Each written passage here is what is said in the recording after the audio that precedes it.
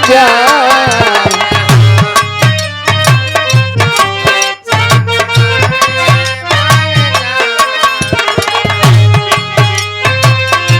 कब को रवै में हमारा राहत रहाली, कब को रवै में हमारा राहत रहाली, कब को रवै में हमारा राहत रहाली। क्षण भर जुदाई ना साहत रहाली,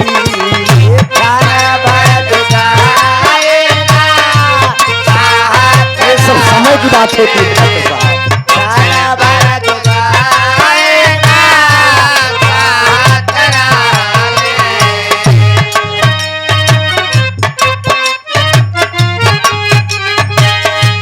देखो ये कपालवा हमार भी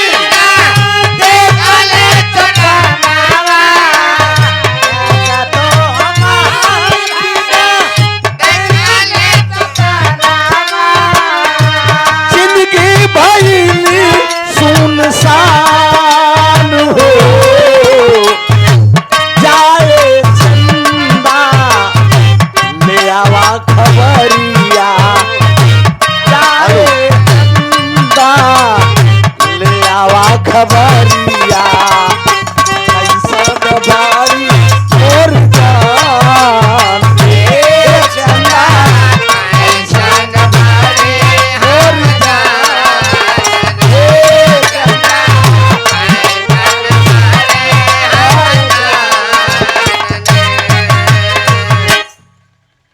जहिया से चली गेली छोड़ के हमके, जिंदगी भइल सुनसान, जाए चंदा लई आवा खबरिया, कैसन है हमार जान।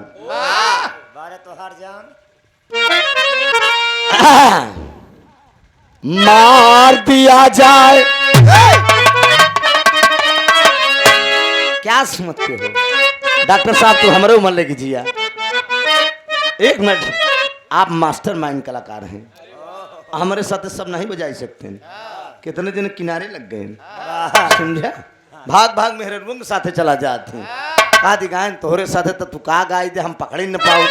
देखा ये सोचे मार दिया जाए कि अरे छोड़ दिया जाए, अरे बोल तेरे साथ क्या सुलूक किया जाए, मार दिया जाए कि छोड़ दिया जाए, बोल तेरे साथ क्या सुलूक किया जाए।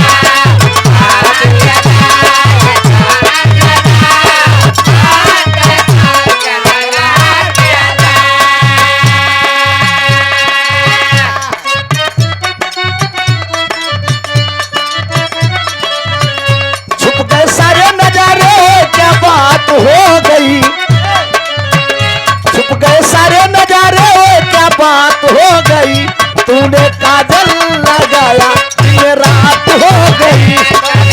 क्या बात है,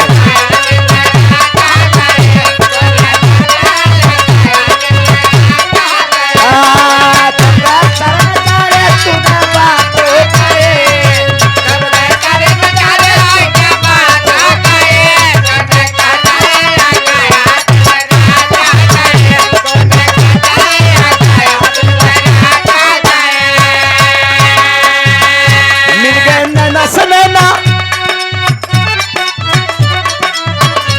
गए नैना से नैना ओ मुलाकात हो गई, तूने चुनरी लहराई तो बरसात हो गई, लहराया तो बरसात हो गई।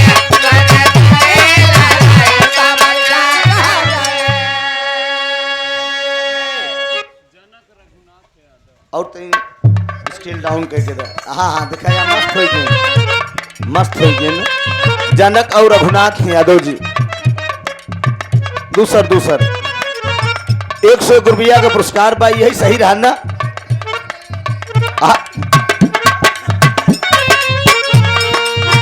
101 रुपया का पुरस्कार, बहुत बहुत प्रणाम जनक और रघुनाथ यादव जी, प्रणाम प्रणाम प्रणाम, खुश तरक्की करा। और बड़ा टाइम से कार्यक्रम शुरू भी होगी रात 8:30 बजे।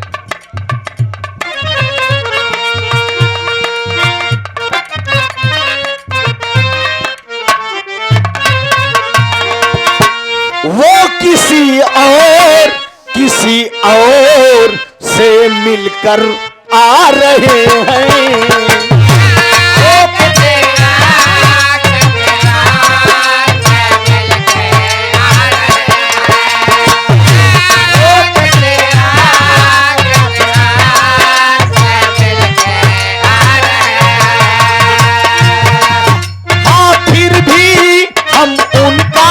इंतजार कर रहे हैं, हाँ फिर भी हम उनका इंतजार कर रहे हैं।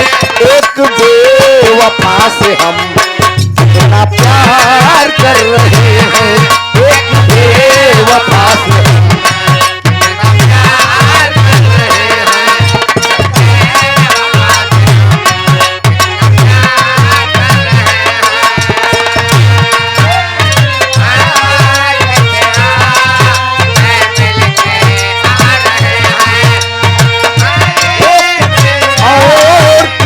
और से मिलकर आ रहे हैं, फिर भी हम उनका इंतजार कर रहे हैं, हाँ फिर भी हम उनका इंतजार कर रहे हैं। एक बेवफा से हम इतना प्यार कर रहे हैं, एक बेवफा से कितना प्यार कर रहे हैं।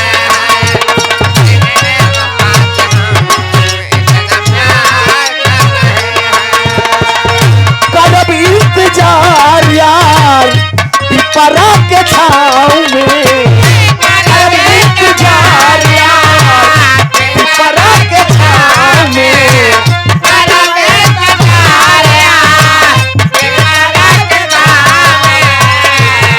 इंतजार यार पिपरा के छाँव में, मिले खातिर आ जइहा बलमुआ के गाँव में, मिले खातिर आ जइहा बलमुआ के गाँव में।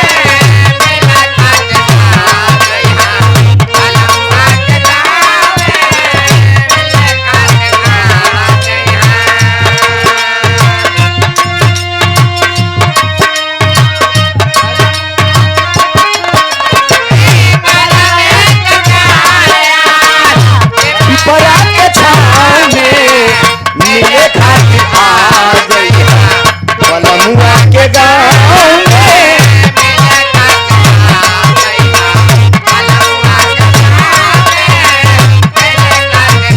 लगे रहो चाहूंगा मैं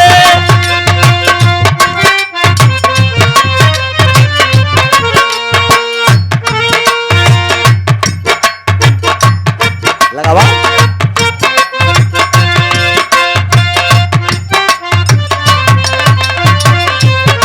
आइया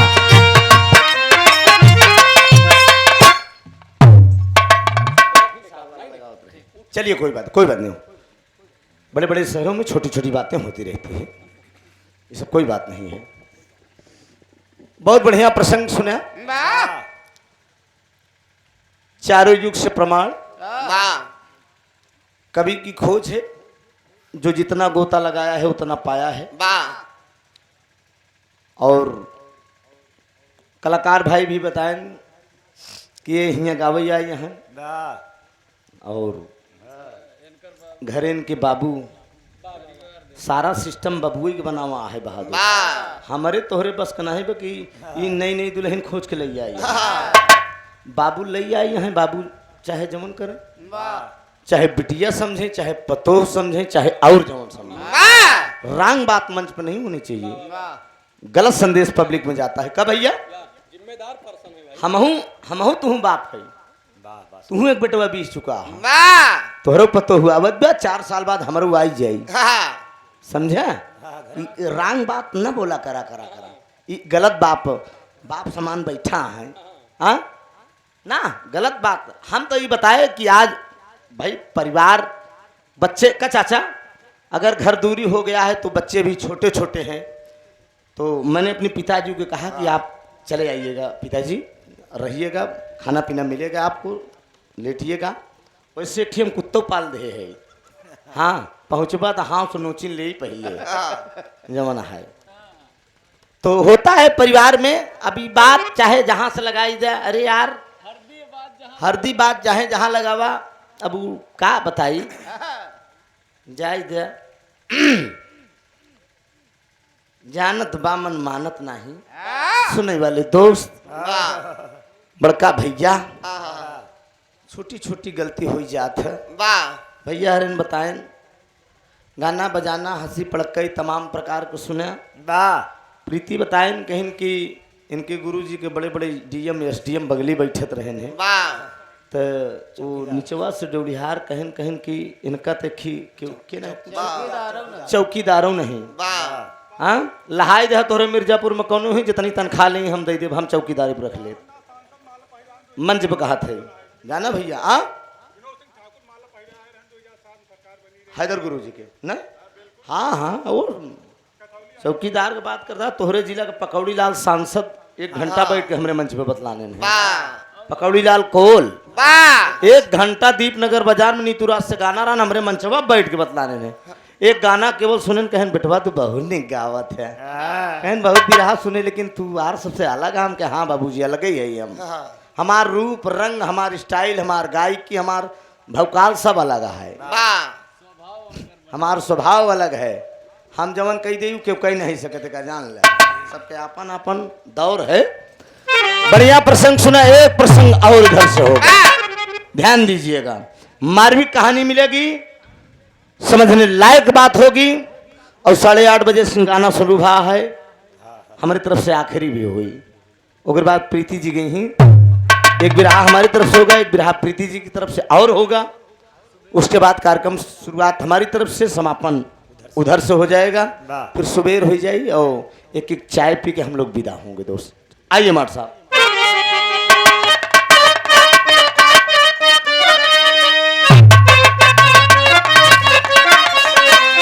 राजा मोरंग का दरबार, राजा मोरंग का दरबार,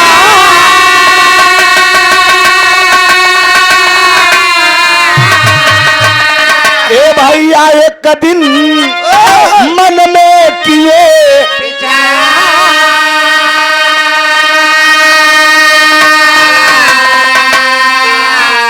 अरे बिन संतान दुखित राजा भइले लाचार।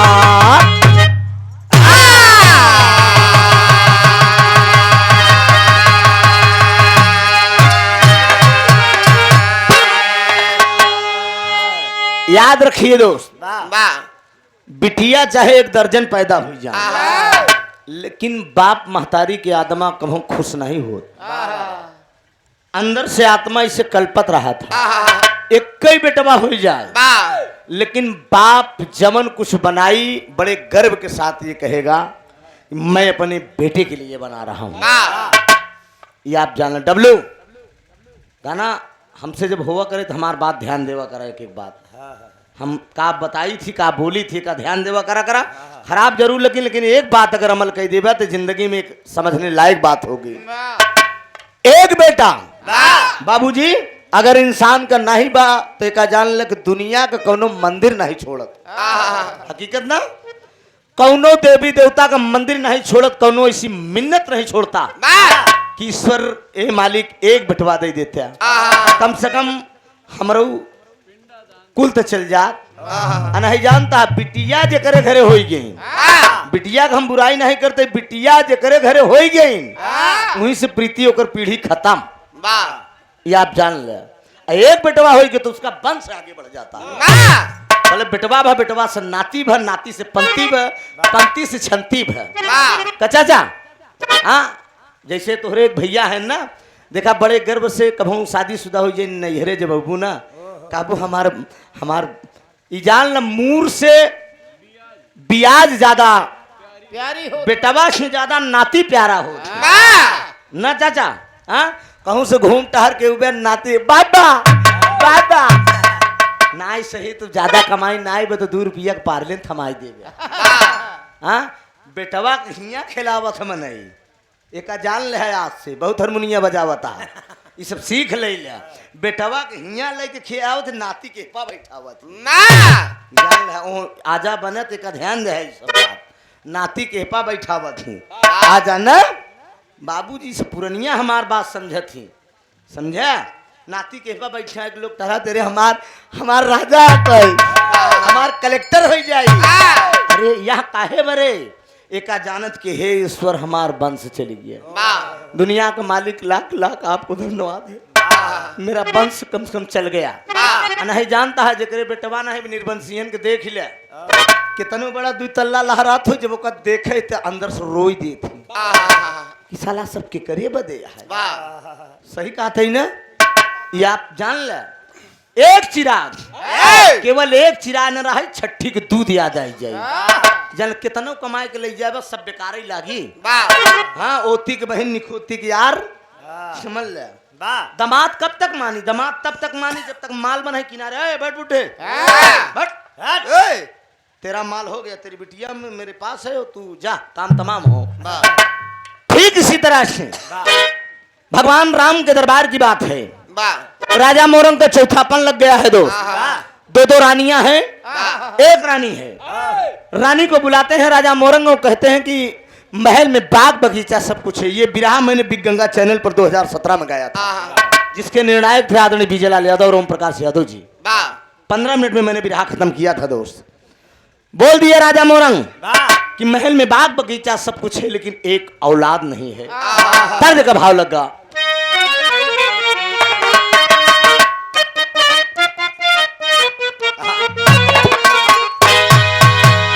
यह दर्द का लाइन बाकी सब कुछ मुझे अरे सब कुछ मुझे अल्लाह के दिल भर ने दिया सब कुछ मुझे अल्लाह के दिल भर ने दिया।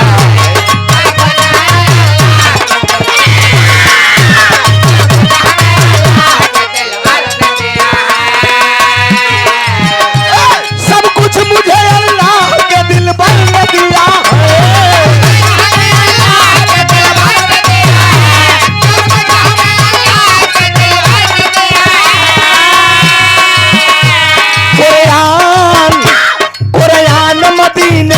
पैगंबर ने दिया है मदीने के पैगंबर ने दिया है।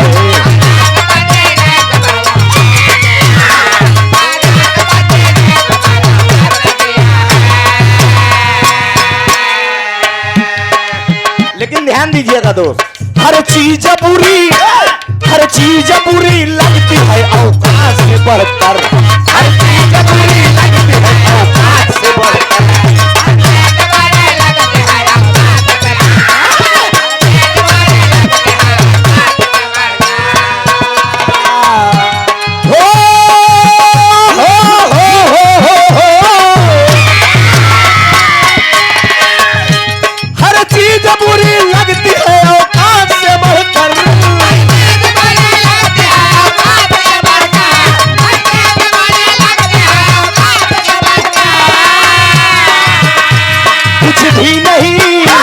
कुछ भी नहीं संसार में औलाद से बढ़कर कुछ भी नहीं संसार में औलाद से बढ़कर।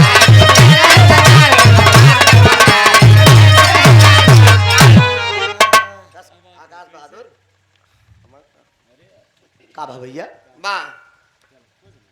अच्छा मतलब ये जल्दी जल्दी काम करे हैं। अच्छा ठीक है अरे जिया शेरों ये हमारी पार्टी की नई सेटिंग है। कुछ भी नहीं संसार में औलाद से बढ़कर हर चीज बुरी लगती है औकात से बढ़कर कुछ भी नहीं संसार में औलाद से बढ़कर। ध्यान दीजिएगा राजा मोरंग सोच रहे हैं कि मेरे पास एक चिराग नहीं है। रानी साहिबा को बुलाते हैं और कहते हैं जिसके घर सुंदर नारी जिसके घर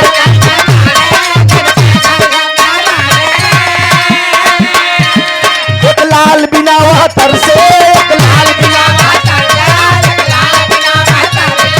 मंडल है मुरझाया नैनों से सामन बरसे।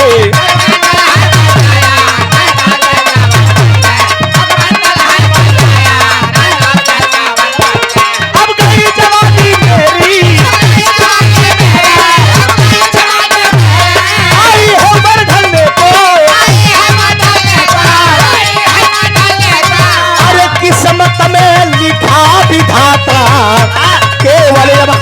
मलने को। राजा मोरंग अपनी रानी के बुलाए, कहनी टिकुल्ला लगाए के बैठिया। हाँ, इतना बड़ा महल बाग बगीचा हम के कौने काम के है। एक बेटवा बरे हम तरसी। रानी साहिबा कहती है हम का करी बतावा, जमन कुछ हो के बस सब होते ही बे। अब नाही लहान बैठता है तो हमार कमन दोष है। राजा मोरंग मारे क्रोध में तिजोरी के चाबी थमाए दी है, कहने पूरा महल तू संभारा। अब हमारे बस के नहीं बाब, हम जंगल में चलते पुत्र बड़े तपस्या करे। और राजा मोरंग चल दिए। ओम भगवते वासुदेवाय, ओम भगवते वासुदेवाय गोविंद दयाल नाथ अखंडी अनादि आपी आदित्य जन्म अनंत शक्ति। द्वादश मंत्र का जाप शुरू बा। अभी अब जंगल में बैठ के राजा मोरंग तपस्या करते हैं। और जब तपस्या करते हैं तो आकाश मार्ग से देवऋषि नारद जी चले जा रहे हैं। नारद के बात कभो रद्द नहीं होते रहे। जेकर बिगड़त देखत रहे चढ़ दे बनाए देते रहे, और जेकर बनत देखे ओकर बिगाड़ी देते रहे। ये सब कभी यही रहे ना। हाँ, एरोप्लेन इनका का पाई। हाँ, कलयुग में ई मोबाइल बाटे, सतयुग त्रेता में नारद मुनि है मोबाइल है। झट दिना हिया झट दिना हुआ, जहाँ पहुंचे हुआ लकड़ी लगाए के आगे बढ़ ले। अभी नारद जी चला जाते रहे, एक लाइन तर्ज का भाव बा। आय हाय अरे मोरे लाल हर जोगिया कहाँ माड़ाए में, हाँ हाँ बाबू माड़ाए में पारावत बोला वाली हो। वही गाँव कई गो तीनिया पारावत बोला वाली हो। वही गाँव कई गो तीनिया।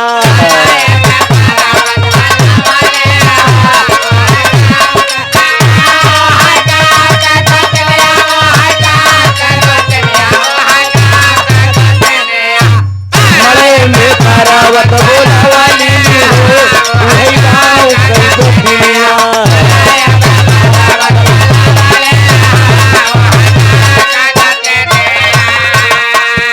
आकाश मार्ग से नारद जी चले जा रहे हैं। और करत का है बाबूजी, वही नारद बाबा। हाँ हाँ हाँ हाँ नारद बाबा, हाँ हाँ नारद बाबा बिगड़ावा भजावा लेना हो। वही राजा के समानवा, नारद बाबा बिगड़ावा भजावा लेना हो। वही राजा के समानवा। गुरु साहब के वगैरह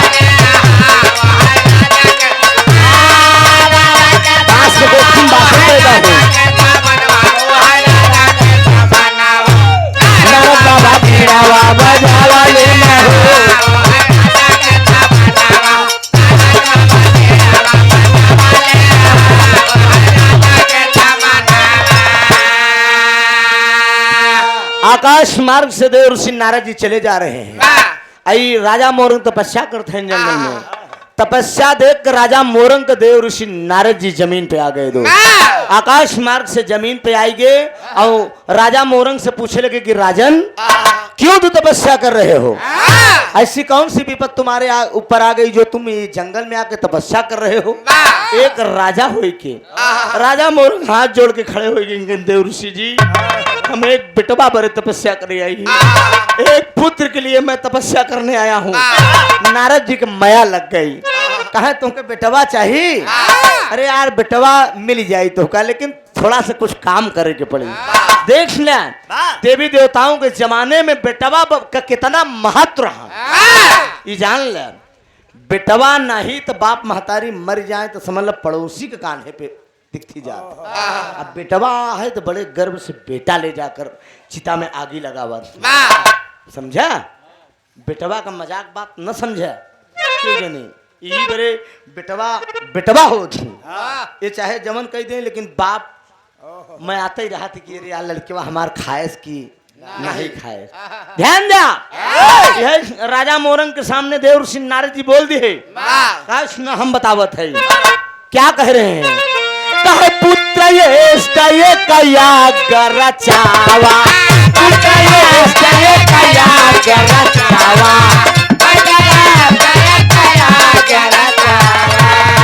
हर सारी नगरी में निमंत्रण भेजवा, हमारी नगरी में ही बनकर भेजवा।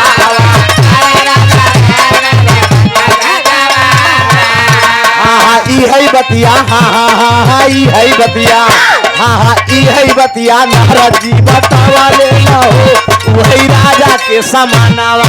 ई बतिया नारद जी बतावा ले ना हो वही राजा के समानावा। चलो अरे पार प्यारा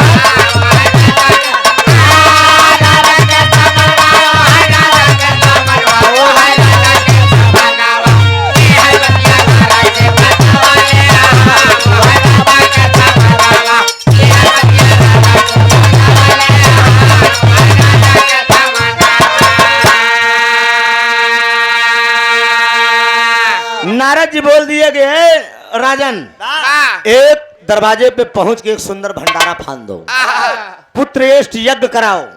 आई हमार दावा बतोहरे दुल्हनी की लड़कियां हुई। कहन और का करी देव ऋषि जी कहन ई तपस्या करे से बेटवा ना हुई, तपस्या करे से लड़कियां होबे न करी।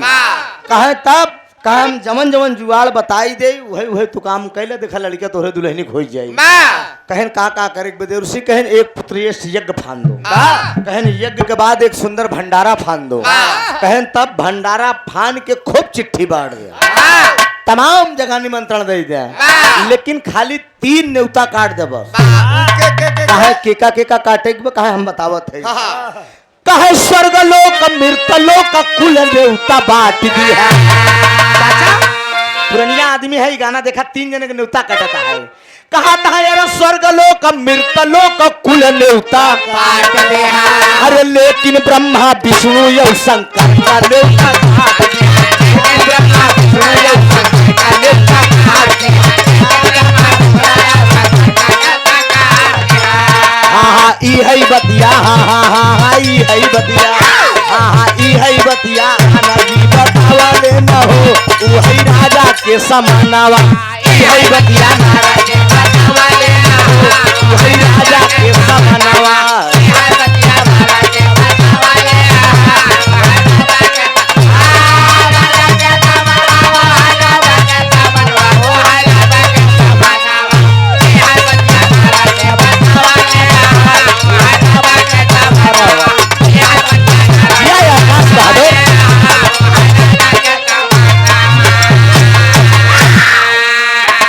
दाग देना पड़ेगा यार, तुम्हारी तबीयत भी कम ठीक है लेकिन तुम पीट भी रहे हो बड़ी। हाँ दवा खिला के आदमी चल रहा है, तबीयत गड़बड़ है आकाश की, लेकिन फिर भी बहादुरी को मैं दाग दूंगा।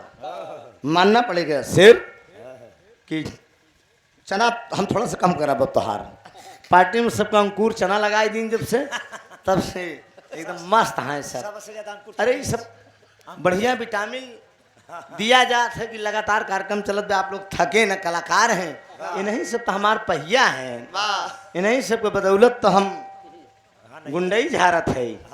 जान ला हम तो अरे काम कोनो मनुष्य खासर तो खुद खाते का प्रीति ये बतावा देखा बे सब लौंडा में एक लौंडा है हम। कोनो बात की कमी हुई तो बताऊ मोर भैया जवाना है समझा। बोल दे ओम प्रकाश तू कुछ बोल देवा करा करा मोर करे जाऊ बेटवा उठवा चाहिए कि ना चाहिए। मेरे दोस्त यार बोल दिए सुना हमें की दवाई बताई दे ओम प्रकाश। गाड़ी में बैठे तो ओका प्रयोग कैले है जान हमार दावा में लड़कियां हो जाए हम का नारा समझे। ये आप जान ले जड़ी बूटी बताओ ना करे। ए बाबूजी नारद जी बोल दिए कहा सुना भंडारा सुंदर फान दे है और जान ल कि कुल न्योता बांट दे है। स्वर्ग लोग मृत लोग सगुल न्योता बढ़िया बांट दे है, लेकिन 3 जने के न्योता काटे ब्रह्मा विष्णु महेश के। राजा मोरंग कहन ले है ले यही 3 जने लड़कियां दे वाला नहीं जने के न्योता कटवावा था। कहा नारद जी कहन यही तो गड़बड़ीन बा, अगर उनका 3 जने के न्योता दे है फिर तोहरे मेहरारू का लड़किया ना होई फिर का तू जाने। कहीं नहीं बात बा कहन अरे यार दुनिया का मालिक है देव ऋषि कहन मालिके तो गुणता ही है आज के युग में। मालिके हरन का काटाव करे बाद जमन होई हम बताओ तो का। वही दोस्त राजा मोरंग तपस्या छोड़ दे। राजा मोरंग तपस्या छोड़ के आयन घरे। जब घरे आयन तो टिकुल्ला लगाए को अब बतावा यार तो ही सोचा मतलब लक्ष्मण भैया जे करे जौने मेहरारू को मनसेदू घरे ना रहा अब हम ही अकेले थोड़ क्यों छोड़ के आई है बाबू को माथे सब जने बबुआ के माथे छोड़ के आई है हाँ भाई के माथे छोड़े यहाँ छोटकवा के माथे ई काम ठीक करो ई काम तो बढ़िया कह दे तू ना ना ना अब भाई सही तू ही ना दिमाग वाला ठीक करे छोटके के माथे छोड़ दे है ई काम बढ़िया बा भाई मैं यहाँ छोटका है तो ठीक बा वो भी घर का सदस्य मालिक वो भी हो सकता है क्या दिक्कत है होना चाहिए ऐसा बहुत अच्छी सुंदर बात है ये बोल दिए कहाँ नारद जी मिला रहे राजा मोरंग बताए दिए अपने दुल्हनी से कहें नारद जी मिला रहे जुआड़ बताए हैं बेटवा हो जाई कहें कैसे होई कहें यज्ञ करे के है और एक भंडारा फाने के बाद कहें और कहें लेकिन 3 ठी न्योता काटे बेरे मना करे हैं 3 जने के न्योता ना देख कहें केका कहें ब्रह्मा विष्णु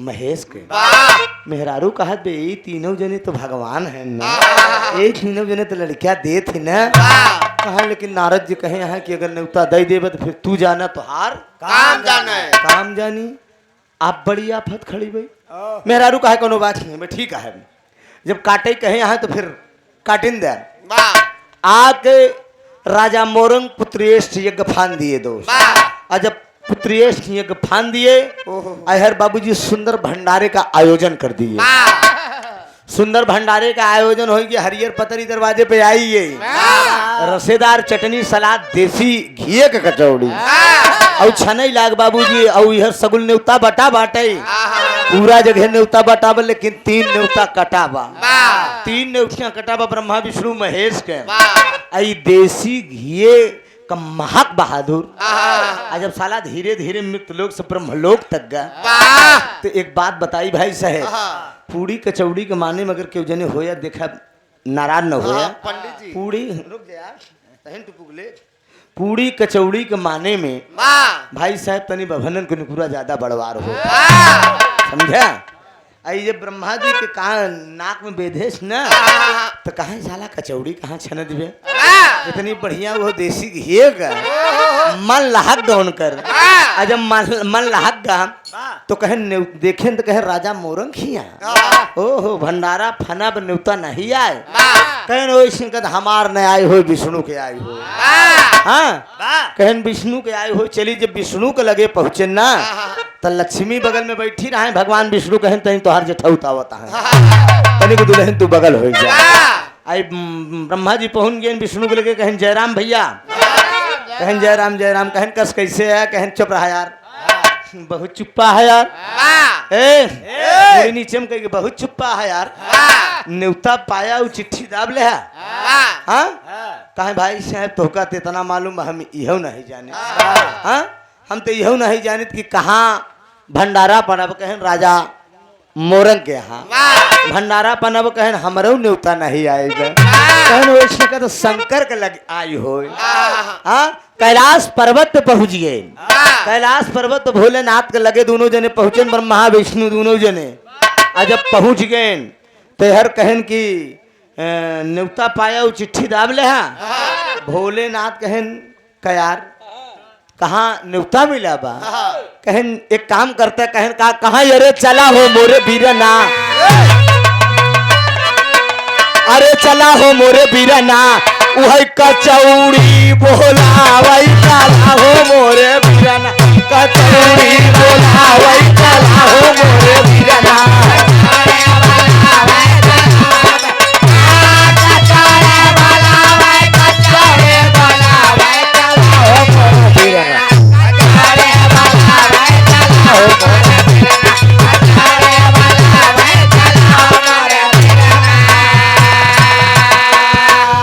अरे मृत लोकवा में राजा मोरंग के भवन हवा मृत लोकवा में राजा मोरंग के भवन हवा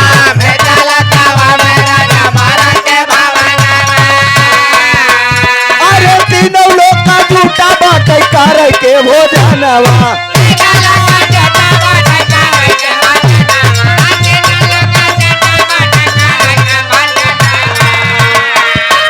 अरे पूरी के महक से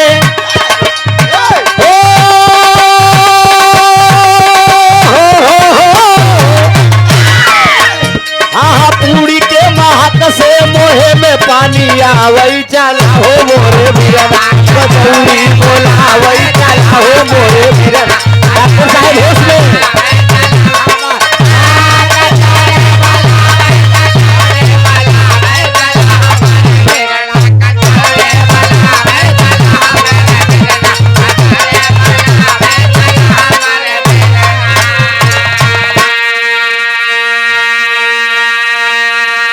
भगवान ब्रह्मा जी बोल देन कहन देखा क्यों जने जा या ना जा, हम तो जा, चाहे चिट्ठी मिली हो चाहे ना या ना मिली हो। हमार मन लाहक गहाय राजा मोरन के यहाँ मृतलोक में सुंदर भंडारा हो रहा है। पूरी खाप तो खाप मन में ठान ले तो कलो को शंकर जी कहन तो कलो को जाए खो जा। एक बार हम मृतलोक का मनई की इज्जत करे हम जानी थी, मृतलोक वाले कितना इज्जत मनई करत हम जानी थी। कहन का कहन एक बार हमार मेहरारू बिना न्योते के चली गिरी नहीं हरे, हाँ बिना न्योते के चली गिरी भौजाई ताना मार दे रही हमन में कूद गए हमार मेहरारू, समझा। हम अपने ससुर के गर्दन काट डाले रहे राजा दक्ष का, समझा। हम जानी थी कि बिना न्योता का गए पे कितनी इज्जत हुई हमका पता है, समझा। नहीं माने ब्रह्मा और विष्णु जी नहीं माने, आई दोनों जने मृतलोक में चल दी है कि अरे दोनों जन चले, अरे दोनों जन चले साधु भेषवा बना के दोनों जन चले, साधु भेषवा बना के दोनों जन चले।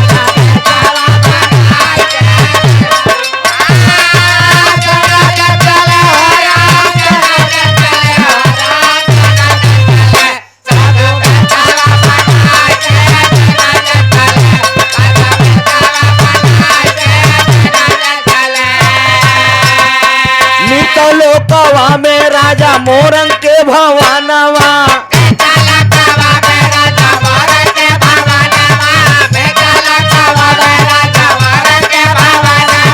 साधु देश में आई गईले सुना दुई न जानवा,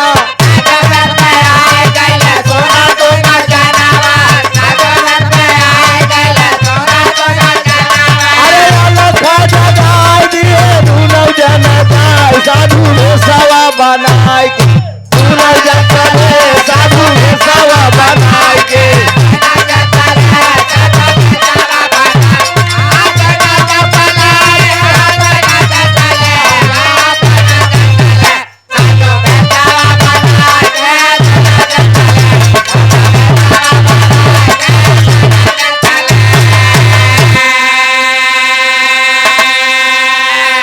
हरियर पतरी की इंतजाम बा, देसी घिए के कचौड़ी छनत बा, सूखी रसेदार चटनी सलाद रायता, आई एकदम पूरा इंतजाम बा, बढ़िया भंडारा लगा बा, एकदम गजब का भंडारा लगा बा दोस्त।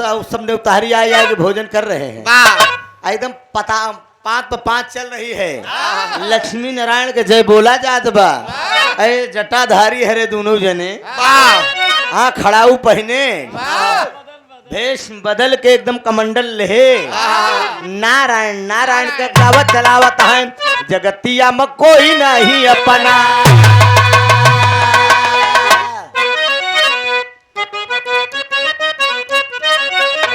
अरे जगतिया में कोई नहीं अपना, अरे कोई का कोई नहीं होई हो, जगतिया में कोई नहीं अपना, कोई का कोई नहीं होई हो, जगतिया में कोई नहीं अपना।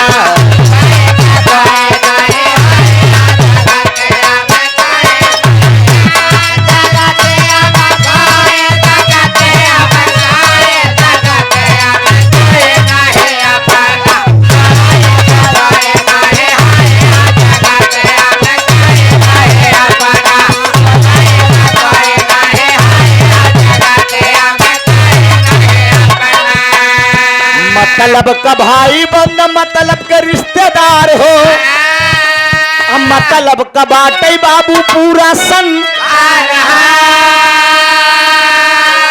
अरे प्रीति जगतिया में कोई नहीं अपना, अरे भाई हरा जगतिया में कोई नहीं अपना, अब गुरु ही चलत की दई है रोई हो जगती यम कोई नहीं अपना यही जाती दई है रोई हो जगती यम कोई नहीं अपना।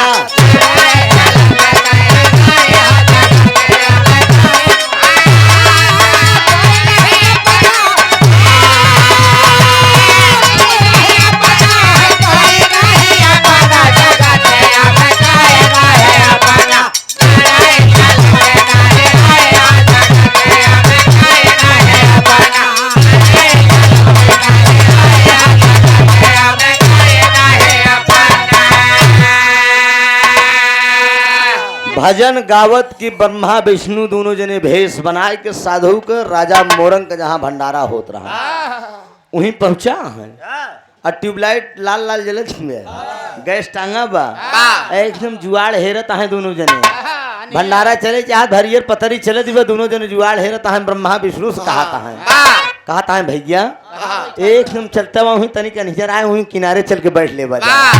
विष्णु जी कहे अगर क्यों चीन गए तो कहा क्यों न चीन्हे अनियारे में बैठा क्यों चीन्हे उन्होंने दूध दूध कचौड़ी मारा यो चला बढ़िया एक किनारे दोनों जने बैठ गए और जब एक किनारे दोनों जने बैठ गए तो हरियर पतरी उन्होंने लोग के आगे आएगी हरियर पतरी आएगी कचौड़ी आएगी सब्जी आएगी रायता आएगी चटनी आएगी और जब आई जब पूरा भोजन आई गया वगैरह वगैरह तो यह लक्ष्मी नारायण के जय नहीं बोला ओकरे पहले न ब्रह्मा जी मतलब मूड़ी नीचे में करके धर के लागे जय नहीं बोला ओकरे पहले शुरू वहाँ अब विष्णु जी कहता है क्या करता कहें चुप रहा यार जय कचौड़ी अंदर चली जाए तैये ठीक नहीं देखा था मामला कहूँ गड़बड़ाई नहीं जाए इतने बाबूजी भंडारा एकदम सब लोग बैठे हैं भोजन करे के लिए इतने में नारद जी आएंगे नारद राजा मोरंग के दरवाजे पे आएंगे नारायण नारायण करते कहें राजन हम जैसे कही है वैसे नौता बाटे यहाँ ना कहें हाँ देव ऋषि जी कहें नौतवा काटे यहाँ ना कहें हाँ हाँ हाँ काटे है कहें लेकिन काटे तो यहाँ लेकिन हमका कुछ शंका है कहें का शंका है कहें हमका लागत है मसाले कुछ बिना नहीं उतारू आगे बैठ गया कुछ साले बिना नहीं उतारी चलाए हाँ इनकर का जरूरत है यहाँ आवे के वहाँ से ही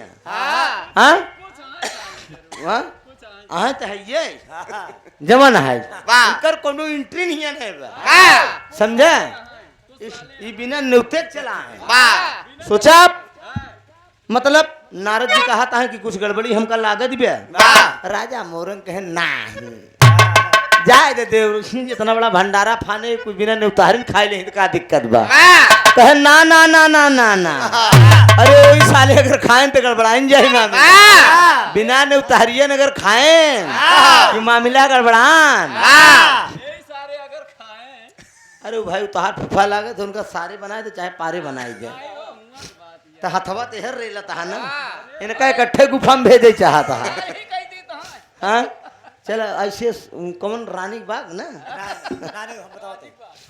गाजी बाग ना हाँ नहीं रानी बाग इनकर घना गाजी बाग नहीं है रानी बाग इनकर बा जब इनके ही पहले एक रानी रही इसे ऊपर बड़ी कुआं में ऐसे पैर लटका के बैठत रहे तो ये उनका नाम रानी के बाग हो गया वहीं में झूलना जाल के झूलत ही रहे ना वहीं के है ने रुक जा हाँ राजा है समझा नारद जी चल रहे आगे आगे पीछे पीछे राजा मोरंग चल रहे केवल बिना नेवतारी चेक करे बिना नेवतारी एक एक जने से तोका चिट्ठी मिली बा तोका चिट्ठी मिली बा हाय तोका चिट्ठी मिली बा तोका मिली बा ऐसे एक एक आदमी चेक करता तब विष्णु जी ब्रह्मा जी से कहन भैया कहन ए वह ध्यान दे पूतऊ आवता है ब्रह्मा जी कहन मूड़ी नीचे में करके झटके रहा देखबई न करा तब आगे बढ़ जे कहा विष्णु जी कहते हमका खतरा लागत एकदम नारद चले आवत और दोनों जरे मूड़ी नीचे में करके मार एकदम खींचे पड़ा है अब खींचे में पड़ा है तने में नारद जी और राजा मोरंग आते आते आते आते रुक गए दोस्त और रुक गए कहन कहन कहन कैसे हो? कस हाँ। ए ए कस कैसे? न्यूता पाया हाँ। पाया हाँ वाह। कैसे आया हाँ। के बुलाए तो कहीं वाह। बुलाए के का बतावा हाँ। तब हम कहा क्या बताए? अरे अरे हम साधु सन्यासी कहें बट साधु सन्यासी है वाह। पहले चिट्ठी दिखावा वाह। चिट्ठी दिखावा तो हर एंट्री भाई कैसे है न्यूता में वाह। आया है ना हाँ। भाई कैसे एंट्री वाह। भाई कैसे कहें बच्चा हम साधु सन्यासी रहे ऐसे चला जात रहे भंडारा देखे लौट आए भूख लगी रहे कहे साधु सन्यासी है कि सवाधु है वाह। कहे नहीं बतावा ये चूतिया समझाता है ये राजा इतना बड़ा भंडारा फाने है वाह। बट बेवकूफ समझाता है सबका वाह। इतना बड़ा भंडारा फना बा दुनिया का मालिक तू ब्रह्मा न है वाह। मुड़ी पर्व करा मुड़ी पर्व करा तू ब्रह्मा न है ब्रह्मा न है वाह। कह दे कि हम ना है वाह। कह दे तो हम जान ले कि यार तू ब्रह्मा न है वाह। ब्रह्मा न है नारद जी कहा ब्रह्मा न है वाह। तू विष्णु न है अब ब्रह्मा जी बड़े विष्णु जी कहे ले यार लिया फंसाया ना फंसाई दे है ना कहा कि नारद से बच न पाऊ बया कहे न का बताई मामला गड़बड़ाई कहा सही सही बतावा तू ब्रह्मा विष्णु न है वाह। एक ही बेटा बात दे बरे ई साधु के भेंट है कि चला आई हाँ। सोचा था कि इस पेटा हो गया वाह। कहन जल्दी से बताया साफे साफ बताया वाह। अब ब्रह्मा जी कहे हाँ हाँ हाँ हम ब्रह्मा है विष्णु जी कहे हम विष्णु है कहन ई भंडारा काहे फना बजाना था वाह। राजा मोरंग के दरवाजे पे भंडारा फना है कि लोग खाएं भोजन करें आके आशीर्वाद दें और उनके पास उनके दुल्हनी के लड़कियां ना है कम से कम एक ही बिटवा हो जाए वाह। राजा मोरंग का वंश चल जाए और तू इतना पेटाहानी करा कि मतलब चुप्पे चुप्पे खाए जाता है वाह। भेष बदल के कचौड़ी बरे चला आई है वाह। और वही विष्णु जी लागेन खोदे कहने काम करा वाह। कहन जल्दी से खिबेटवा दे देना है बड़ी आफत हो जाए जल्दी दे वही नेवते में बैठे बैठे दादा वाह। ब्रह्मा जी एक किनारे लागेन पत्रा पलटे लागेन पत्रा पलटे ए बहादुर वही वही नेवतवे में यार बैठे बैठे लक्ष्मण हो जागत हा ना भैया हाँ अरे मोर करे जाऊ हम सोचे कि जमन है वही नेवतवे में बैठे बैठे ऐसे किनारे लागे पत्थरा पलटे अब पलट के जवन है देखें तो उसके बाद नारद से कहा कि नारद राजा मोरंग की किस्मत में लड़किया नहीं बा। तो कहने एक बात बताई पिताजी राजा मोरंग की किस्मत में अगर लड़कियां नहीं तो इतना याद कैली है कि तोहरे दोनों जने किस्मत में कचौड़ी नहीं जैसे खाए वैसे एकदम समय समय बाहर करा जय कचौड़ी खाए तनिके वो अगर टेढ़ हो गए राजा मोरंग कहता है देव ऋषि काका कहा चुप रहा यार चुप रहा तू जिन बोला तो का लड़कियां चाहे बस बाकी हमरे ऊपर सब छोड़ा अब बोल दे तो फिर तू जाना मिली उली ना अच्छा अच्छा देव ऋषि कहें जैसे खाए तनिको टेढ़ टाण न हो एकदम वैसे समय बाहर कह दे अब मामला फंसी गया ब्रह्मा जी मामला फंसाए जे विष्णु जी कहन कहन ही मेरे कहत रहे न चला मेरे तो लोग मैंने बेइज्जती करे मेरे लिए आई है वही विष्णु जी हाथ जोड़ के खड़ा हो गए कहन नारद यह सभा में अब इतनी बड़ी बेइज्जती न करा अब बेइज्जती न करा हम वादा कह ये न दही तो हम वादा करते हम अपनी तरफ से वादा करते कि राजा मोरंग के दुल्हनी के लड़किया कोई हम वादा कह के जाते लेकिन अब ऐसे ज्यादा बेइज्जती हमार सबके कहा ठीक बा वादा कर लिए दोनों साधु के भेष में ब्रह्मा विष्णु भोजन कर लिए दोस्त अब भोजन कह के तुरंत उठे चल रहे अब चल रहे आई गए यहाँ कैलाश पर्वत पे भगवान भोलेनाथ के लगे विष्णु जी कहन भैया गजब होइए कहन का भा कहन अब का बताइए ब्रह्मा जी ले जाए के मामला फंसाए देन बिना न्योते के लिए कि चला गए भोजनों कैलीन और नारद जी चोरी पकड़ लेन वादा कह के चला आई है एक लड़किया दे बदे कहन अब यही सब तू लोग करत यार खा तू सब चोरी करा तू सब सजा भोगी हम तो ब्रह्मा जी से शंकर जी कहन कहन पोथी पलट दे पोथी पलट के बड़का अपने आप के लगावा थे ना पलट के दई नहीं देते कहे भैया का बताई जब हम लिखत रहे ना याद रखिए दोस्त बिरहा सुने से कलाकार से कुछ न कुछ ज्ञान वर्धक बातें होती है ब्रह्मा जी पूरी सृष्टि की रचना करते हैं दोस्त। वाह चाचा पूरी सृष्टि की रचना ये लड़किया जौन दिन पैदा होता वाह लड़किया का जौन दिन छठी होता वाह याद है ना छठी के दिन ब्रह्मा जी ओकर पूरा पूरा किस्मत का लेख लिखत वाह कि लड़किया आगे चल के ढोल बजाई हाँ। और कौने कौने गवैया के साथे बजाई वाह। ये लड़किया हारमोनिया बजाई वाह। कौने कौने गवैया कौने गायिका गवाई कौने गायक का गवाई वाह। हाँ ये लड़किया आगे चल के बिरहा गाई वाह ई बिटिया आगे चल के वाह बिरहा गाई वाह। फिर आगे चल के का करी ये सारा लेख ब्रह्मा जी करते हैं वाह। आई हमार दावा में जितना चीज ब्रह्मा जी लिखे हुई हमारे तोहरे जिंदगी में वाह ओम प्रकाश होकर के उतार न पाई ये अगर तपस्या होता है तो ये लिखा लिखा हुआ बा ये आप जान ले वाह हाँ एकदम सही बात है। ये ब्रह्मा जी तोहार मूडे चेंज कर दे इससे घबराना नहीं तुम। ऐसे ये सब लिखी लिखाई बात है ऊपर वाले की जो लिखा है ब्रह्मा ने वही होगा वाह लाख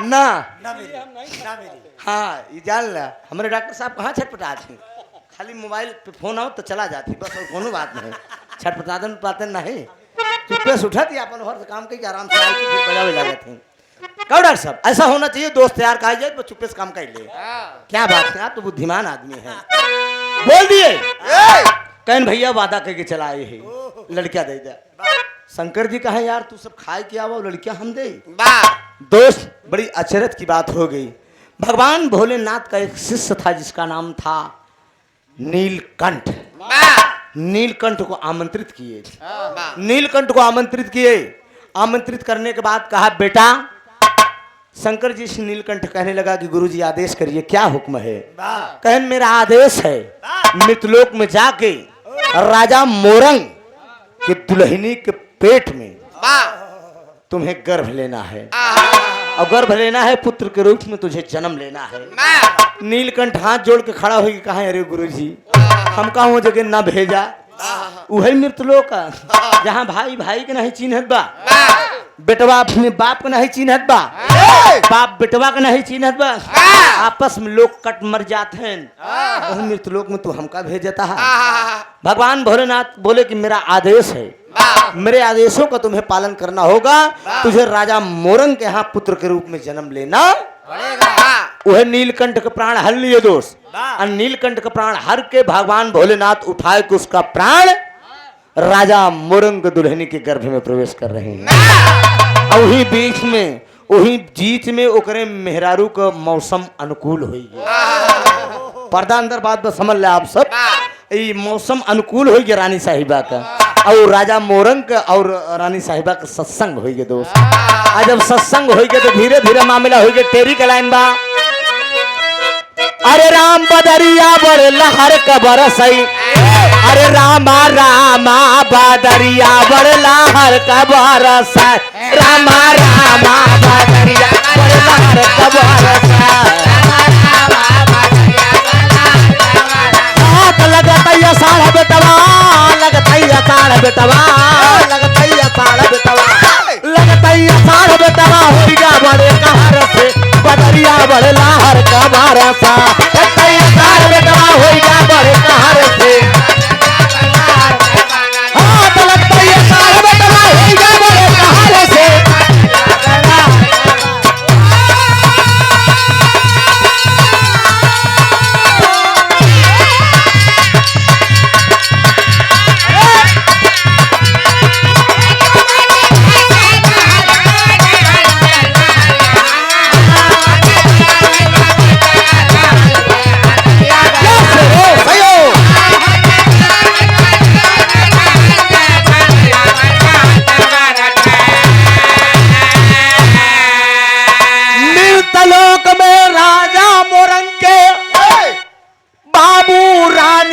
मौसम अनुकूल अरे नीलकंठ शंकर का चेला गर्भपात में कैलेन प्रवीण अरे 9 महीना के बाद में अरे पुत्र का जन्म भइल श्रीमान अरे बेटवा से किलकारी होई गया आंगन अब भइले खुशहाल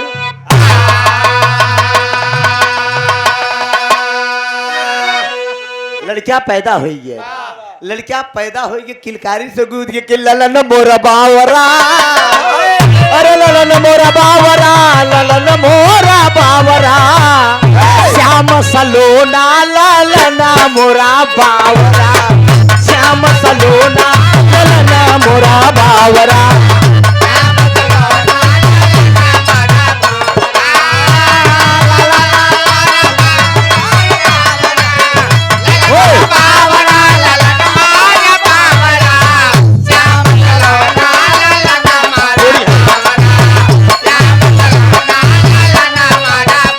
अपने ललनवा के काजर लगावे, अपने ललनवा के काजर लगावे,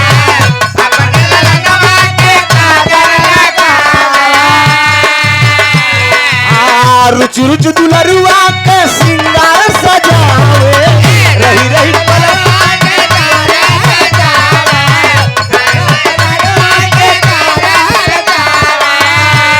अरे हमरे ललनवा के, हाँ हमरे ललनवा के लाग नहीं कोना, हाँ ललना मोरा बावरा, श्याम सलोना ललना मोरा बावरा।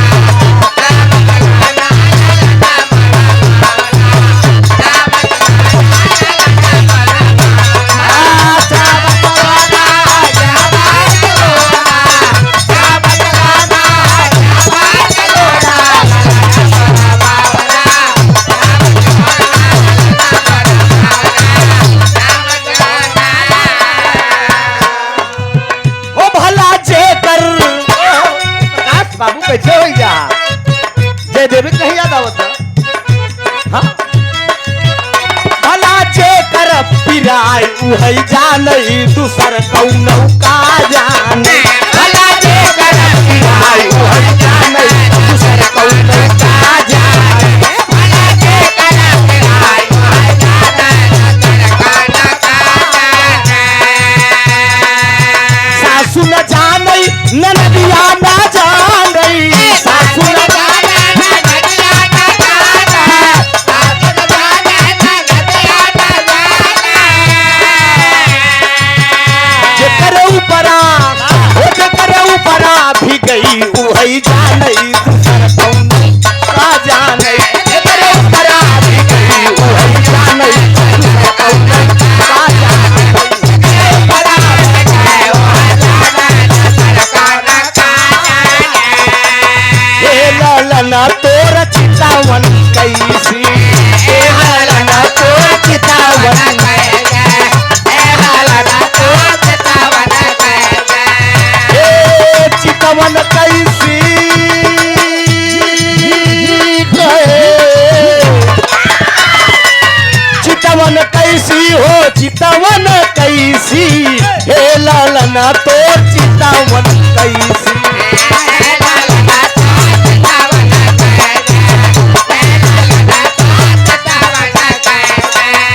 ए ललन तोर मम्मी कैसी, ए ललन तोर मम्मी कैसी, ए ललन तोर मम्मी कैसी, बैठी रानिया बैठी कैसी, मचिया बैठी रानिया बैठी मचिया बैठी रानिया बैठी। ए ललन तोर पापा कैसे,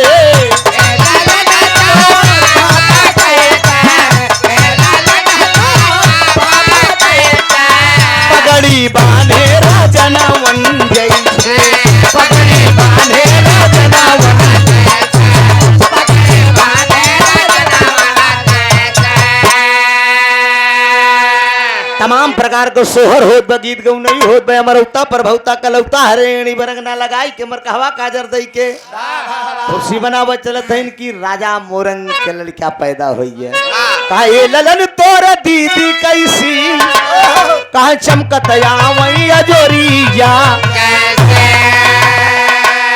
अब बुआ का नंबर आवत हदी पदी लोग मजाक करत कि ए ललन तोर बुआ कैसी, कहा रे मटकत आवई पा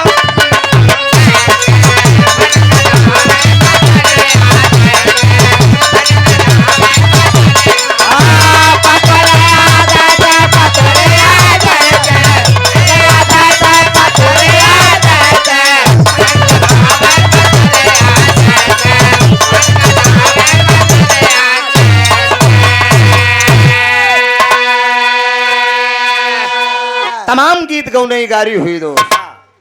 नीलकंठ जन्म ले लिया राजा मोरंग के दरवाजे पे, और ये किलकारी से बेटवा के किलकारी से पूरा आंगन गूंज उठा। इतनी खुशी मनाएगी बहादुर कि जान ले कि राजा मोरंग कान है लुटाई दिए, ये जान ले। इतनी खुशी हो तो पुत्र का पैदा भय ना उगला। धन धान सब, अरे यार एकदम इंसान गदगद हो जाता है। और इसे राजा मोरंग गदगद हो गई कि बारे दुनिया का मालिक नारद जी जुआड़ बताएं तक आप अगर कहूँ शंकर जी ब्रह्मा विष्णु को दई दे हो तो एक जान ला खाए खाए चला जाते न कुछ होत हवा आई बढ़िया नारद जी जुआड़। नारद देखा कितना बढ़िया जुआड़। समय आया बाबूजी, समय का चक्र जब आया वही राजा मोरंग के दरवाजे पे भगवान एक बार परीक्षा लेने के लिए आए। ये आप जान लीजिए, परीक्षा लेने के लिए आए और बोल दिए, राजा मोरंग से बोले कि मेरा शेर भूखा है, मेरे शेर को भोजन कराओ। और वो भी ऐसा वैसा गोश्त नहीं खाएगा। कहा तब कौन सा गोश्त खाएगा? कहा जो बेटा तुम्हारा पैदा हुआ है। अब देखा मालिक का दिन, देखा देवो बहन परीक्षा लेहन, कहें जो बेटा पैदा हुआ है इसी बेटे के अगर तुम दोनों प्राणी मिलकर अगर आरा चलाओगे, बोटी बोटी करके गोश्त पका कर हमारे शेर के दोगे तो भोजन करेगा, वरना मेरा शेर भूखा लौट जाएगा। हाँ याद रहे, गोश्त पकाना है लेकिन आंख से आंसू भी नहीं गिरना चाहिए। केकर इतना बड़ा करेजा बा कि बेटवा काट देवे और रोबे न। कलयुग में जाके उन्हें कटवाई देख ले। लाठी के बाद छोड़ा 147 उठ जाये। एक जान लड़ा एक तमाचा का मारे बता ऐसी तैसी हो जाती। मारे कैसे? हमार बेटवा है ना, हमार बेटवा है, हम चाहे जैसे रखी चाहे जैसे जमन खियाई पहनाई, तू के हो हमारे वाला, तू के हो तो डांटे वाला। आज ये स्थिति है, लड़किया के काटी। लेकिन बाबूजी भगवान परीक्षा ले रहे हैं कि मेरा शेर भूखा है। दोनों प्राणी आपस में विचार करते हैं बाबूजी, विचार करके और उस बेटे को बोटी बोटी कर रहे हैं। और जब बोटी बोटी कर रहे हैं तो आंख से आंसू गिर ही गया। तो उसी समय का भाव एक नौटंकी में एक डांसर गाया था कि अरैल हिले बलिया हिले छपरा हिले ना, गोरी लचके कमर तो सारी दुनिया हिलेला। सोचिए, एक बाबा जी बैठा रहे अगवा, उठाए क्योंकि इनाम दे दे लौडवन कहन कहन दिखाई मस्त हो गए, सधुइया मस्त हो गए। हाँ ये नचनिया कमर देख के तो बाबा बताए कहन बेटा मैं ये भाव सोच कर नहीं दिया हूँ, एक अर्थ समझा, बहुत से ऐसा अर्थ छिपावा। अरैल हिले आरा चल रहा था, अरैल हिले बलिया हिले, कान की बालियां हिल रही थी जब दोनों प्राणी आरा चला रहे थे अपने बेटे पे। अरैल हिले बलिया हिले छपरा हिले ना, घर हिल रहा था। गोरी लचकई कमर, राजा रानी की जब कमर आरा खींचा जा रहा था, कमर लचक रही तो उस समय पूरी दुनिया हिल रही थी। उस समय का भाव मैंने गाया है बेटा ताम्रध्वज को। लेकिन दोस्त तमाम ऐसे भाव है। एक गाना हो रहा है कि चलल न जाला गोड़ लपटाला, भाव घाव बाटे ताजा जी, वही रे जगहिया दाते काट लेहलन राजा जी। ढेर गवैया के डोड़िहार कहा सरवा काटत रहन की चाटत रहन, जेकर लंडूरन के नहीं पता भी है बक्कर। लेकिन ऐसा नहीं है, ये उस समय की बात है जिस समय तारा रानी राजा हरिश्चंद्र के बेटे रोहित को सर पर डस लिया था। फुलवारी में फूल तोड़ने गया था, उस सर पर डस लिया था। और कल्लू डोम के यहाँ जो है घाट पर आते हैं राजा, आप मुर्दा फूक के काम करते हैं, रखवारी करते रहे, सबसे कर लेते रहे। लेकर तारा अपने बेटे की लाश, रोहित की लाश लेकर उसी घाट पर पहुंची है जहां पे आज उसने पति स्वयं। उसमें का दृश्य कितना अजीब है, जरा से थोड़ा सा यहाँ आप लोग अपना मन ना लेके उस घाट पर पहुंच जाइए, अपना मन वहां ले जाकर जरा सोचिए। एक तरफ घाट पर जो है बाप है, एक तरफ घाट में बाप है, एक तरफ माँ अपने बेटे की लाश ली है और लाश लेकर रोते हुए अपने पति के सामने खड़ी है और पति और आंखों में आंसू लेकर तारा कह रही कि ये अपना खून है, अपना बेटा है, स्वामी जरा निहारिए। बेटे की चिता जलानी है और चिता लगाने के प्रयास कर रही है, चिता जलाने के प्रयास कर रही है। डांट देते हैं राजा हरिश्चंद्र, आवाज देते कि मूर्ख गंवार क्यों,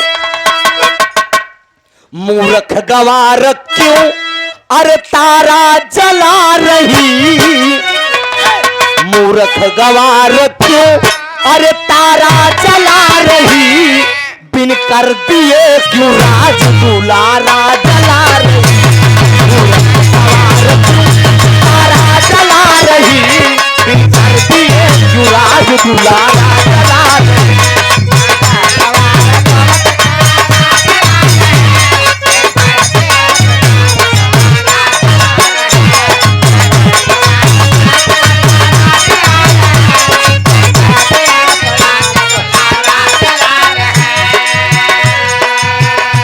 राजा हरिश्चंद्र अपनी पत्नी को डांट देते हैं, हरामखोरे। तारा कहती कि स्वामी मैं आपकी पत्नी हूँ, ये आपका खून है, इसको निहारे। क्या लाल है हमारा, क्या लाल है हमारा, क्या आपका नहीं, क्या लाल है हमारा, क्या आपका नहीं,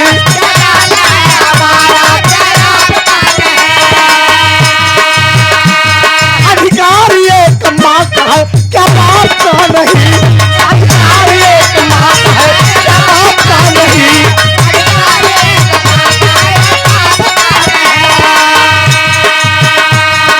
कलेजे को अब टुकड़ा का सितारा जला रही, कलेजे के अब टुकड़ा का सितारा जला रही, बिन कर दिए तू राज तारा जला रही,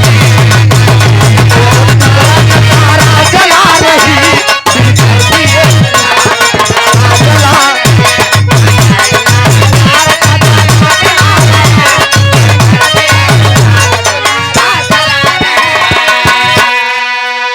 आंखों में आंसू लेकर तारा कहती कि स्वामी जरा निहारिए। ए पिया आप इतने कठोर हो गए हैं, ये कौन है जरा देखिए। लेकिन राजबारे राजा हरिश्चंद्र अपने सत्य से डिके नहीं, ऊपर वाला ये परीक्षा लेता है। याद रखने ना मित्रों, हर इंसान की जिंदगी में ईश्वर परीक्षा लेता है और परीक्षा में कभी घबराना नहीं चाहिए। ऊपर वाला हर इंसान को मौका देता है। एक बार आपकी जिंदगी में, ये सच्चाई में बता के जा रहा हूं, एक बार जिंदगी में आपको ऊपर वाला पैसा वाला भी बनाता है। एक बार डब्लू जिंदगी में आपको अपनी कमाई से ऊपर वाला पैसा वाला भी बनाता है। खाली एक बार जिंदगी में आपको संपन्न करेगा। उसी समय आप अगर संभल गए, क्या बात, घमंड नहीं आया, अहंकार नहीं आया, तो जिंदगी में ऊपर वाला ये लक्ष्मी आपका साथ छोड़कर नहीं जाएंगे। उसी से यही परीक्षा है। लेकिन इंसान कहाँ उबल जाता है। पैसा पा गया तो कहा साला मैं 20 बीघा लिखा लूंगा, है इस इलाके में कोई मेरे टक्कर का, मारन बियर और दारू मारन है साला कोई। ऐसा होना नहीं चाहिए। हर इंसान, अब मुसीबत से इंसान को कभी घबराना नहीं चाहिए। तमाम दिक्कतें आएंगी, कभी औलाद के प्रति, कभी बेटा बेटी के पास, कभी पत्नी के प्रति, कभी माँ बाप के प्रति, नात रिश्तेदार के प्रति, गांव देश के प्रति, तमाम दुश्मन किसी न किसी प्रकार से मुसीबत आएगी। लेकिन याद रखना मित्रों, कभी मुसीबत से घबराना नहीं चाहिए। यही परीक्षा है। यही राजा हरिश्चंद्र जैसी परीक्षा आप लोगों को भी ली जाती है। लेकिन इंसान समझ नहीं पाता यार, समझ नहीं पाता। सोता कहती है आज काल गायन हमार ग्रह चलत बा, ग्रह नहीं चल रहा है, ये परीक्षा ली जा रही है। उसी में तो तपना है, उसको तप के अगर निकल गए तो समझ लो वाह क्या बात है। सोचिए आप, आदरणीय केदारनाथ यादव जी कार्यक्रम के मलिकार साहब, 101 रुपए का आशीर्वाद आपने दिया है इस दर्द भरी भाव पे, इस दर्द भरी कहानी पे ना। आपने 101 रुपए का भाव दिया है, बहुत बहुत प्रणाम, वंदन, अभिनंदन। राजा हरिश्चंद्र शमशान पर खड़े हैं, कल्लू डोम के यहाँ रखवारी कर रहे हैं। उनकी ही पत्नी तारा अपने बेटे को लेकर लाश पहुंची, कहती कि स्वामी ये आपका सितारा है। राजा हरिश्चंद्र कहते हैं कुछ भी हो, मैं मानता हूँ ये मेरा दुलारा है, मेरी आंखों का तारा है, लेकिन ड्यूटी बाई ड्यूटी होती है। इस समय मैं प्रतिज्ञा कर चुका हूँ, मैं कल्लू डोम के हाथ बिक चुका हूँ, मैं अपने स्वामी और अपने राजा के प्रति गद्दारी नहीं करूंगा। याद रख लेना मित्रों, अपनों के साथ गद्दारी कभी करना नहीं चाहिए। आप लोग प्रीति के साथ रह रहे हैं, बड़ी ईमानदारी से रहिए, किसी बात की शिकवा शिकायत नहीं होनी चाहिए। यही ईमानदारी और यही सच्चाई है, यही अग्नि में तपना है। हाँ, ऐसा होना चाहिए हर इंसान के अंदर। जब भी जिसके साथ रहो ईमानदारी से बखूबी निभाओ। ऐसा राजा हरिश्चंद्र ने सीख दिया तारा को कि कर दे दोगी तभी आगे काम होगा। आरा चला दिए बाबूजी। उसी समय शेर भोजन किया नहीं, आंखों से आंसू गिर गया, आखिरी भाव लग गया।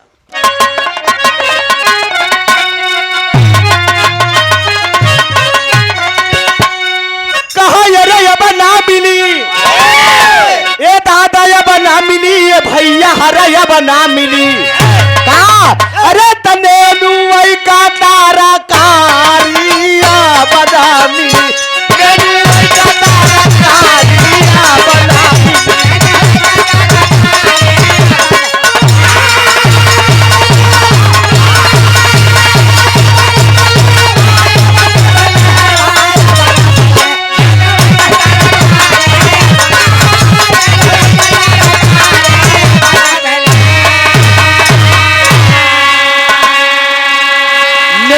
तरकारी एक गायिका से हमसे गाना हो गया का ए व्यास जी आई बड़ा नेनुआ खियाई जी।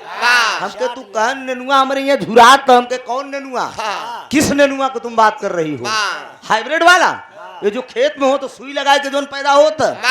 हमें नेनुआ का बात नहीं करते, हम ऊ नेनुआ का बात करते जमन छानी पोहोत रन काटा टाइप के रहा था। का चाचा ऊ नेनुआ आप खत्म हो गया। कहा सरोज सरगम मिर्जापुर से गाना बा तो कहीं कहीं दादा पंधारी अनपढ़ रहे तो का तू लोग अनपढ़ हा? हम कहे तो का बे पता नहीं बे, अब हम का बताई। हाँ नहीं, हमके पागल हो। वो लोग जो चीज लिख देते थे वो विद्वान थे, नया आजकल के पढ़ा लिखा ना उनका लोग को जमाने के लेख है नहीं, समझा? हमके कहा दिखात बा छानी पर वाला नेनुआ दिखात बा जल्दी, जो कटवा टाइप के रहत रहन, छनिया पोहोत रहन, ऊ नेनुआ के बात पंधारी दादा लिखे रहे ने। दादा रामधार लिखे का लिखे, कहा ये अब ना मिली, ए भाई हरे अब ना मिली, दादा अब ना मिली।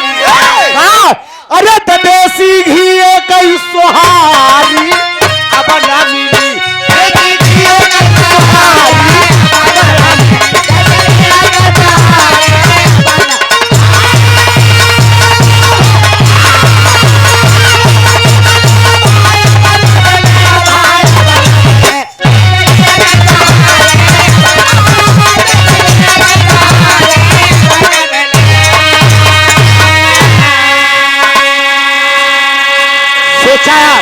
देसी घी कई सोहारी अब न मिली।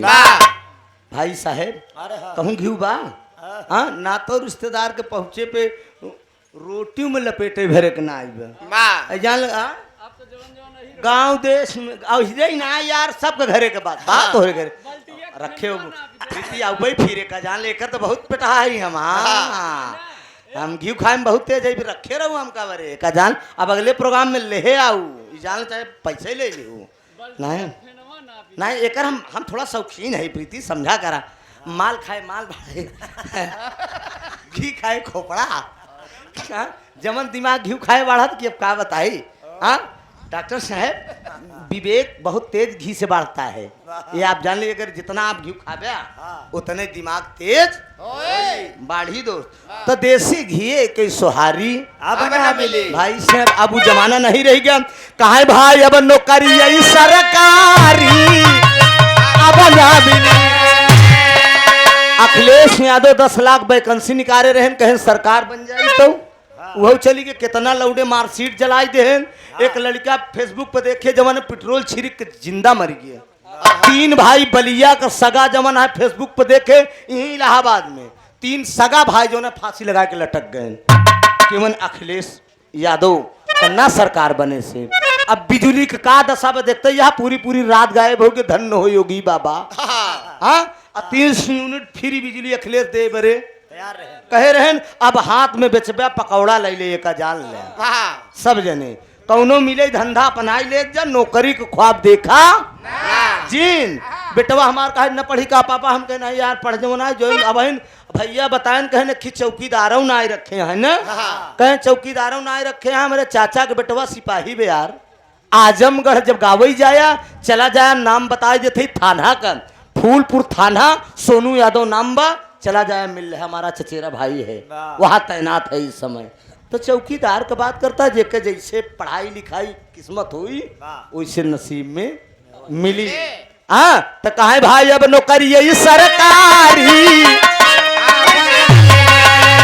कहा अरे अब ना मिली ये पंचवा बना मिली ये भैया ये बना मिली अरे तचे कर मरी गई महतारी आ बना मिली कर मरी गई महतारी आ बना मिली कर मरी गई महतारी आ बना मिली। माता जी से दोबारा भेंट नहीं होगा चारों बच्चों कहे रात में खरखट देंगे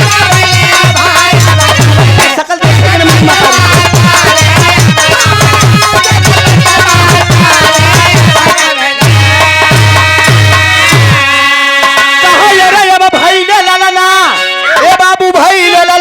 भैया भाई ले ललना अरे तराजा मोरंग के भवनवा भाई ले ललना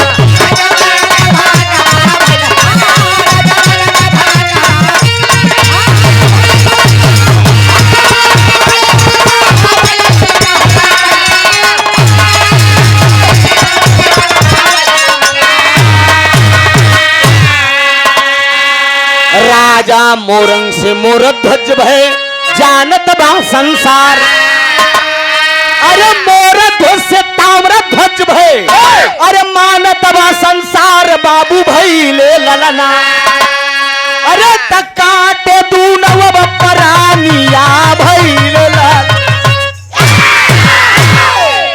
राजा मोरंग से मोरध्वज अब मोरध्वज से ताम्रध्वज परीक्षा में सफल हुए शेर को भोजन कराए। हाँ आखिरी भाव लग गया यही से गाना 1 मिनट डॉक्टर साहब यहीं से कहानी खत्म हुई। गाने बजाने में जाने अनजाने में हमसे बोलने में अगर गाने में हमारे कलाकारों से हमसे अगर कोई गलत अल्फाज निकल गया होगा तो हम क्षमा चाहेंगे दोस्त।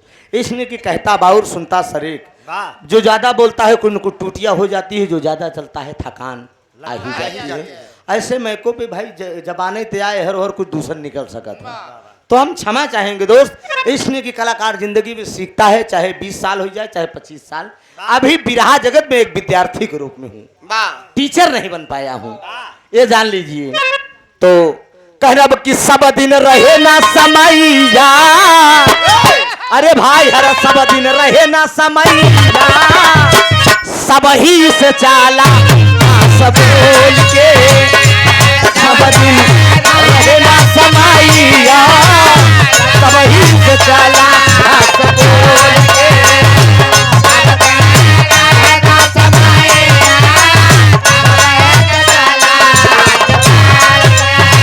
जल पावक गगन समीरा पंच तत्व से रची शरीरा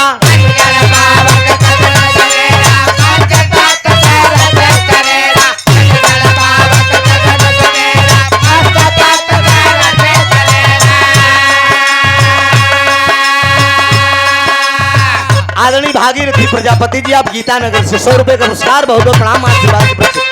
छिप जल पावक गगन समीरा पंच तत्व से रची शरीरा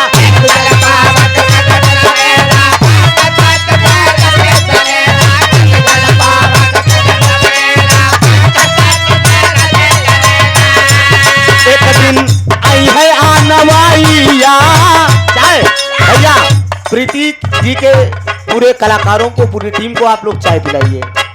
और सर और क्या मंगाए बस पानी उनी और कुछ लड्डू उड्डू दारू क्या पागल है फालतू रंग बात है तुम इतनी पागल इतनी सुंदर हो गुड़िया जैसी बेबी ये सब बातें नहीं होनी चाहिए गुड़िया हो तुम गुड़िया हाँ एक दिन आई है आनवाइया वो एक दिन आई है आनवाइया अब ही से चाला सब आई है आनवाइया अब ही से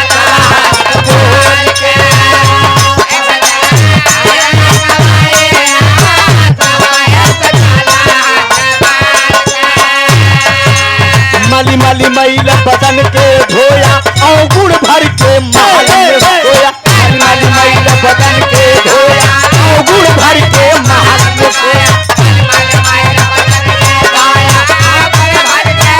काम क्रोध मद लोभ में मितवा डॉक्टर साहब काम क्रोध मद लोभ में मितवा काहे गैला खोया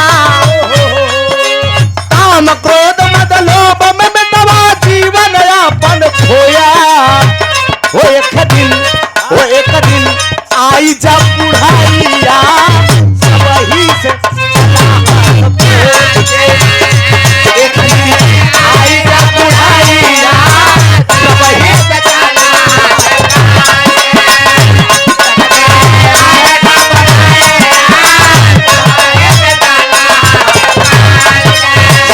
स्वार्थ लाई करई सब प्रीति स्वार्थ लाई करई सब प्रीति पुरुषर की है यही सब रीति स्वार्थ लाई करई सब प्रीति पुरुषर की है यही सब रीति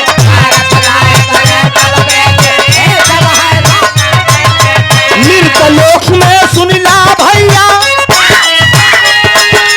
मृतलोक में सुनिला भैया यहाँ ये ठेली ठेला मृतलोक में सुनिला भैया यहाँ ये ठेली ठेला वो एक दिन आई है नवाइया सब ही से चला हाथ बोल के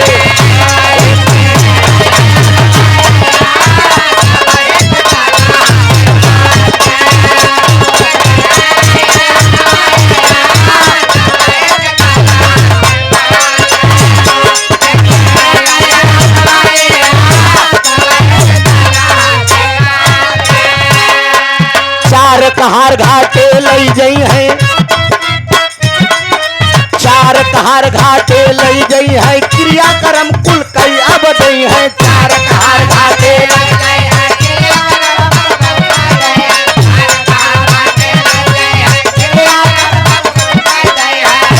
जैसे अब नाम शोहरत जैसे अब नाम शोहरत धन दौलत सब छुट्टी है जैसे अब धनाओ दौलत सब बाबू छुट्टी है त्रिभुवन आई जब मऊतिया मरई के सबके बाद केहू अम्बर के घरिया पी के नहीं आई जूता सुंघाइए जूता हाँ हाँ वही जूता सुंघाइए बस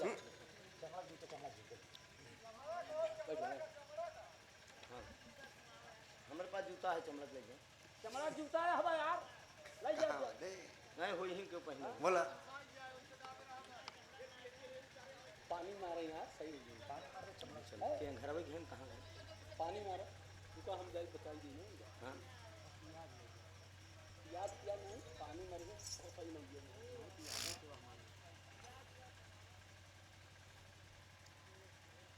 सब हवा चल रहा है ना हवा खतरनाक होता है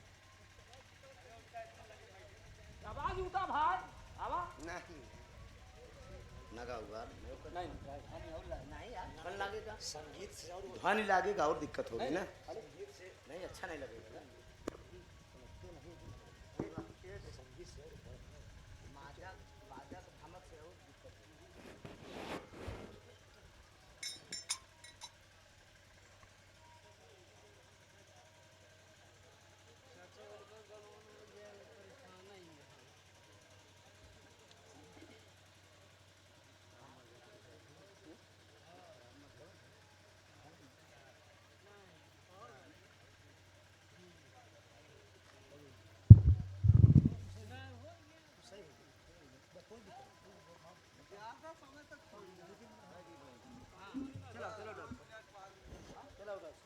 सही हो गए भैया बताओ कहाँ की बहुत है सब। चला चला